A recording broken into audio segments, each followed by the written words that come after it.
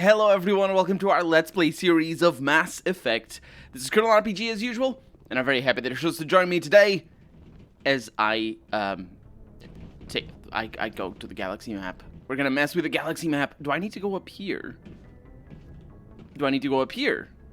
Oh, we have Codex Entries. We have all the Codex Entries. What do we have over here? Military jargon, and we have military ranks as well. That doesn't matter too much. It's mostly things that we can understand. It's all fine. What does matter, however, are weapons and armor. Combat Hard Suit. A mass accelerator propels a solid metal slug using precisely controlled electromagnetic attraction and repulsion. The slug is designed to squash or shatter on impact, increasing the energy it transfers to the target. If this were not the case, it would simply punch a hole right through, doing minimal damage. Accelerator design was revolutionized by Element Zero. A slug lightened by a mass effect field can be accelerated to greater speeds, permitting projectile velocities that were previously unattainable. If accelerated to a high enough velocity, a simple paint chip can impact with the same destructive force as a nuclear weapon. However, mass accelerators produce recoil equal to their impact energy. This is mitigated somewhat by the mass effect fields that rounds are suspended within. But weapon recoil is still the prime limiting factor on slug velocity. That's why mass accelerators are like huge, long mass accelerators, basically, because, you know, the recoil is just spread out over... it's the same, basically, as, you know, stopping from 100 kilometers an hour to 0 in 10 meters or stopping in 0 meters. It's basically the same thing. The acceleration works the other way. This doesn't make sense, excuse me, though, because if the slug is designed to squash or shatter, then it does not transfer as much energy into the target as it would if it wasn't designed to do that. I think this is because what I said before about a slug lightened by mass... No, what do you say? There's a line here. There it is. A simple paint chip can impact with the same destructive force as a nuclear weapon. I don't think that's true. I think it does indeed pierce... I don't think this is true. I'm pretty sure this is not true. Like, for sure, the velocity will have a huge impact on the energy, on the impact energy. But the thing with the nuclear weapon specifically is that the energy is spread out. Spread outwards, I should say, rather than being a pinpoint energy point where it's just like being shot. The point of accelerating things is indeed to pierce stuff. You accelerate mass and you mean to pierce stuff. But to create a nuclear blast is a completely different thing. But I think because this is not possible, they have to come up with like this semi-scientific explanation as to how you transfer the energy without just simply punching a hole right through, doing minimal damage. Squashing or shattering, it's basically the same principle as cars. Cars that are not designed to squash or shatter are super unsafe because they will transfer all the energy of the impact onto you. It's basically, you'll stop faster, and it's bad. What you want is cars that are designed to squash and shatter, because that will indeed transfer the energy, basically, towards the materials, towards the energy required to squash and required to shatter stuff. Yeah, that's just weird, but I mean it makes enough sense in the setting. But The Citadel space is an unofficial term referring to any region of space controlled by a species that acknowledges the authority of the Citadel Council. At first glance, it appears this territory encompasses most of the galaxy. In reality, however, less than 1% of the stars have been explored. Even Mass Effect FTL drive is slow relative to the volume of the galaxy. Empty space and systems without suitable drive discharge sites are barriers to exploration. Only the mass relays allow ships to jump hundreds of light years in an instant, the key to expanding across an otherwise impassable galaxy. Whenever a new relay is activated, the destination system is rapidly developed. From that hub, FTL drive is used to expand to nearby star clusters. The result is a number of densely developed clusters, thinly spread across the vast expanse of space, connected by the mass relay network. Yeah, it's kind of interesting. It's basically like the ocean. It's, well, it's all navy and it's all ships as well. So space is like the ocean. Like you have ports, and the ports control a bunch of space or a bunch of ocean. But you don't have boats all over the ocean just controlling it. That's not. Yeah, it's an interesting take on it. And finally, after however many episodes and however many hours of me rambling about things, we are opening the galaxy map.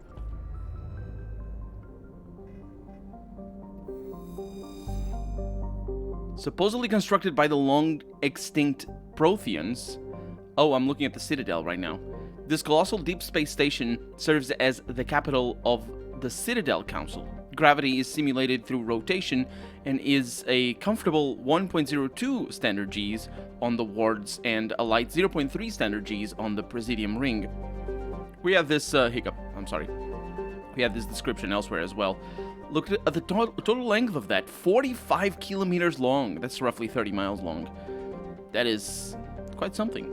13 million, not including the keepers, because they're not people. Gross weight. It's very gross. Zoom out. That's us. Whoa, whoa, whoa, whoa, whoa. Our mouse. Oof, okay. Well, the space is two-dimensional. It's fine. It needs to be. It's a video game.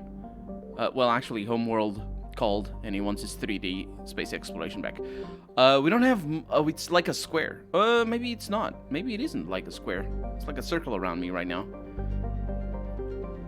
I can't zoom out. WSD doesn't work. Wait a minute. We don't have access to anything? I was under the impression that we were supposed to go to planets. Oh no, right click. Right, okay. Right click zooms you out, not scroll wheel. Okay. And now we have again another circle around us. And we are currently in the Serpent Nebula. WSD doesn't work. Tab doesn't work. Space doesn't work. And here we have the Milky Way.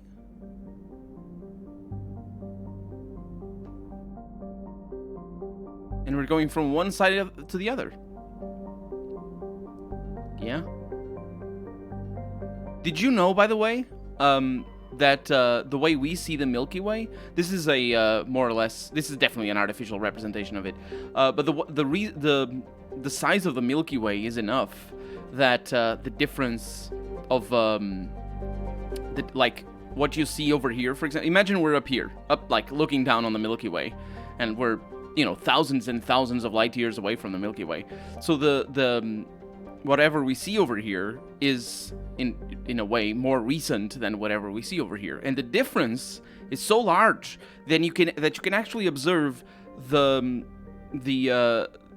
rotational, like where you'd expect the rotation of these little wings and whatever these are, like these nebulas and all this sort of stuff. It's mostly nebulas, which is basically no wait, nebula is a group of galaxies? No. The galaxy is the group of nebulas. That's the one. But basically, you can observe it being, imagine this is rotating this way. I think it is rotating this way. So this is further this way than you would calculate it if you were calculating the spread of the nebula, or the spread of the galaxy. So it's kind of interesting that it is so big that you can't actually see it all at the same time, literally at the same time, because that time is not the same as this time. It's sort of interesting. And we have only 3 places marked. Why is that? Let's not go to Novaria. Let's go over here to the Exodus cluster. Because we want to go either to Ferrus. No, we are going to Novaria, aren't we? We could go anywhere, really, but... Which one was the one that I wanted to go to? I don't know. Let's go to Exodus first. See what this is all about. Utopia. Travel to another system? Yes, please.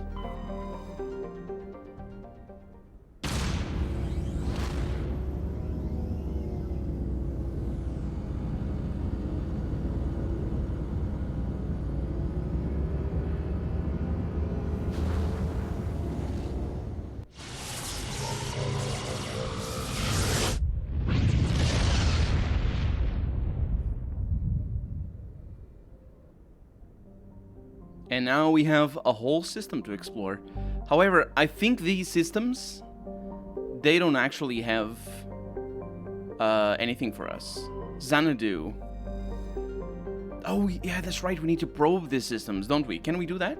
Xanadu's atmosphere is composed of methane and argon. Its frozen surface is mainly composed of potassium with deposits of calcium. Its location in the deep cold of the outer systems and its lack of any valuable resource leave little to recommend it. So we can't actually go in there? I suppose maybe we can't probe anything. Nirvana over here. We're not gonna read it. I mean, you can pause the video and read the what's going on, but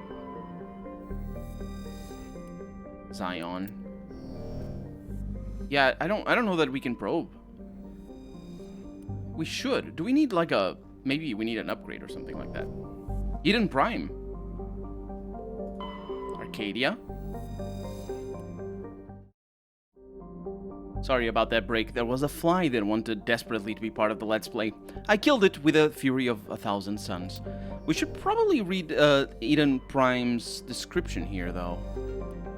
Yeah, look at that. It even has a, I think we come here, or we've heard of it already. This idyllic agrarian world was one of the first human colonies established beyond the Charon mass relay.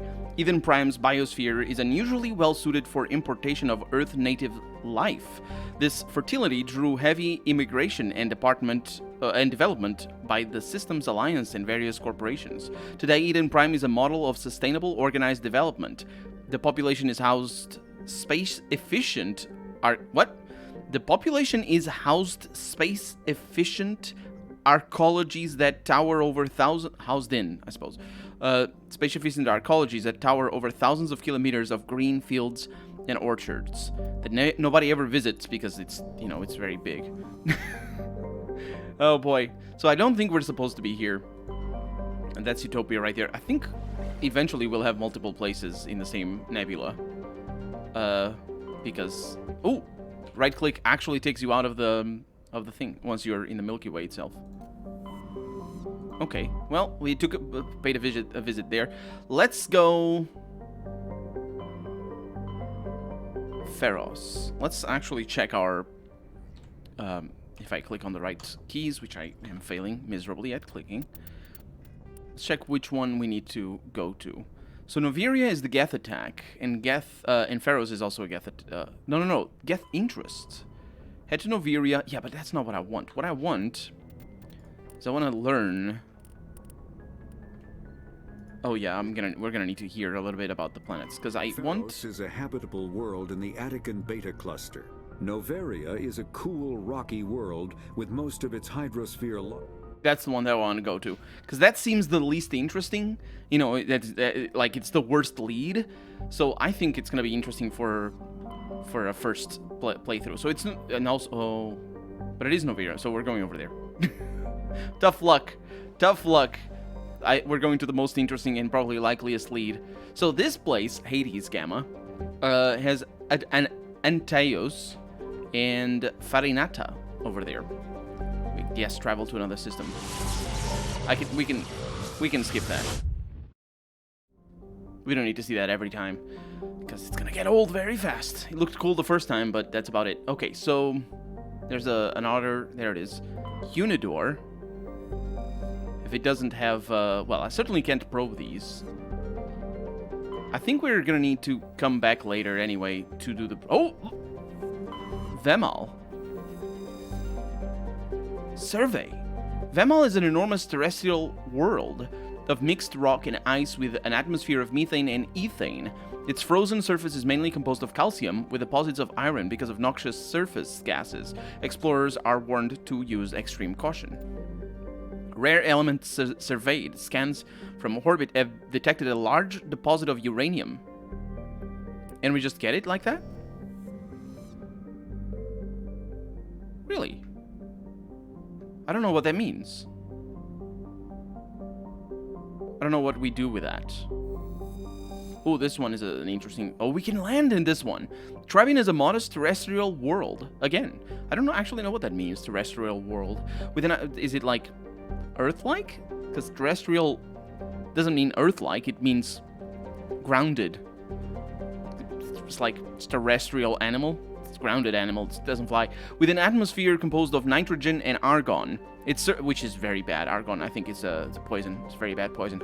Its surface is mainly composed of nickel with deposits of silver. Trebin's environment is relatively mild, but the scarcity of water or similar enabling substances has prevented the development of any biosphere. Biosphere, right. Not atmosphere, that's a different thing.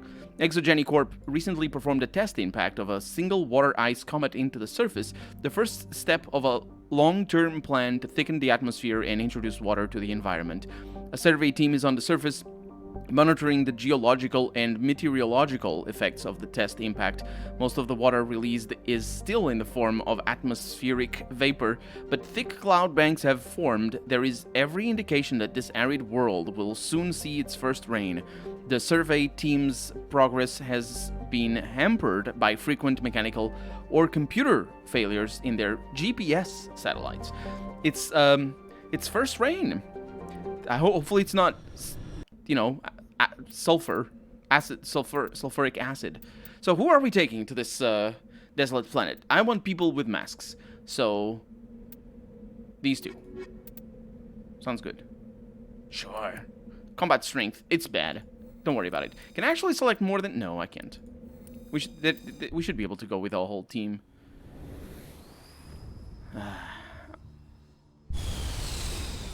And that's our Mako. That's how we land. I'm not sure what's gonna happen. It's been a long, long time. Oh my god. Look at this 2001 video game. It has a lot of bloom, so it isn't. So spacebar, you jump. That's right. This is supposed to cause lift. WASD controls the tank with, not tank controls. But I don't think I think it's actually a good thing that there's no tank controls for the Mako. And the reason for that is... Oh, it doesn't work like a tank either. Because it doesn't have... like, you can't rotate while standing still. Well, you might be able to do that a little bit if you have a joystick, which I don't. You need to pull it sideways and left. So, how... Oh, there's a map. What exactly are we doing here? I don't know. This is all new to me. Oh, no. Okay. Right. Okay. You cannot exit the Mako unless it's parked on level terrain. Wow, that's a limitation.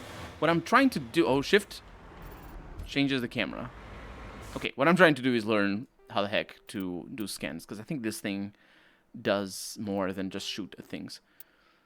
What do I want? What do I want? Controls. That's the one that I want. General. Okay, so navigation, weapons, powers, orders, vehicle, cannon, turret, thrusters. Well, that's about it, isn't it? Wow. Well, let's go.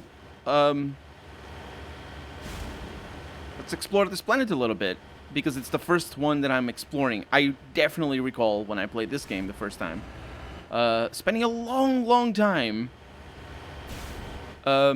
exploring. Just a lot of planets. Spent a long, many afternoons exploring planets. And just as I was about to get bored, because it's all like this. Some of them have different landscapes and stuff, and that's the cool bits. But just as I was about to get bored, the planets ended. There was no more planets. I had explored everything. Whee! Yeah, it's kind of fun navigating and whatnot, but it isn't the be-all, end-all of space exploration. I don't think it's even as good as the Halo 1 Warthog. Look at what we have. Okay, so that's what we're looking for. Stuff like that.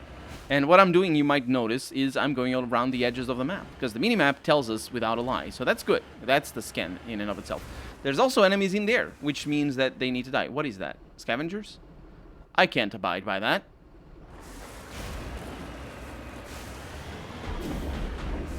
That's not ideal either. That's what you get. Okay, that's not what you get, as it turns out.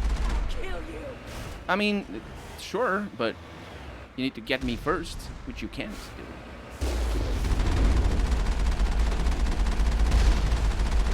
I mean, maybe you can.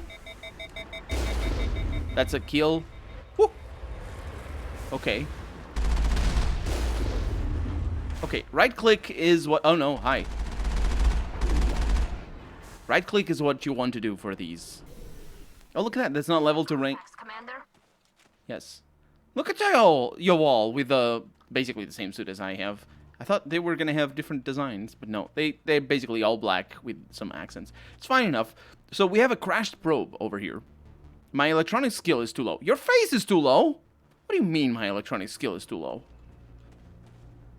Wait. Y'all should be good at this. Let's look at our squad. So my electronics is bad. It is bad. I can make it a little bit better, but nah, we can live without it. You don't have electronics. You're a terrible person. Auto level up. Skip. Yeah, that's not fine. You're very good. You have electronics. Let's get you. That damping unlocked. I don't. What is that? Oh, it's for extra things. Oh, she can't go higher than that. No, she can. I just some reason I didn't. Advanced overload can use electronic skill on an average objects. The average objects. So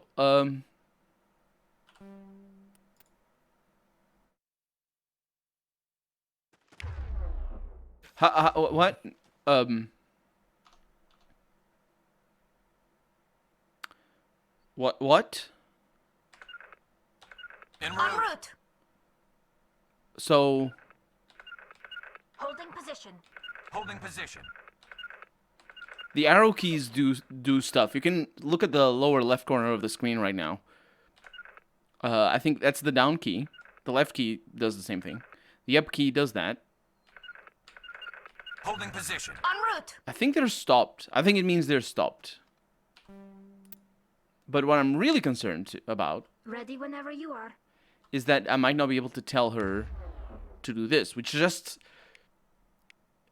It's just, oh, that's what it is. There it is. So I can rally. That's what I need. Sabotage. Yeah, I can tell them to do things over there. This is worrisome. Well, that's what my character's for. Let's look at our squad and let's bring our electronics up a little bit. Because we're going to need that anyway, so hopefully that's going to be enough. It is not. So I'm going to write down that we need to come over here. Because we're coming over here. How do I... Q. That's the one. Use the standard movement keys. And returns to the... Thank you. That's actually pretty important. And returns to the ship. Look at their vehicle. Looks like mine. Okay, so... Oh, my front wheel is sort of broken. That's kind of a bummer. Either way, that's taken care of that. Let's move on. Now, what I was going to say is that what I'm going to do is... These are basically... These things are not randomized. So I do want to explore everything. There's not a huge reason to do that. The game doesn't really reward you all that much for that. But it rewards you enough that that I feel like that's a good enough thing. So what I'm going to do is each time I do the exploration, I'm going to do it off camera. But I show you all the planets, and you're going to get to see all the interesting bits. Like this one over here. Physics are... don't worry about it. Transmitter tower. We deactivate it. This device is transmitting tight beam signals into geosynchronous orbit. This disrupts the survey team's GPS satellites, causing them to crash nearby. And that's why we heard that... Oh, that's why there's so many of them around here. That's why we heard... Or that's why we read the thing about them having problems with their GPS. Okay. Good stuff. Whee! So yeah, that's gonna be that for these exploration missions. I'm just gonna trying to make it as palatable for you as possible, both because this is on YouTube and also because ain't nobody got time to watch me fail. But there's a lot of failing. There's a lot of failing at moving around when I'm driving a Mako. I promise you there is. But that's also going to be that for this episode. So thank you so much for watching. I'm Colonel RPG, and this has been Mass Effect. I really hope you've enjoyed it, and if you did, go ahead and leave a comment. Like the video if you want to see the next episode come out sooner rather than later. But above all, thank you so much for watching, again, and I'll see you next episode.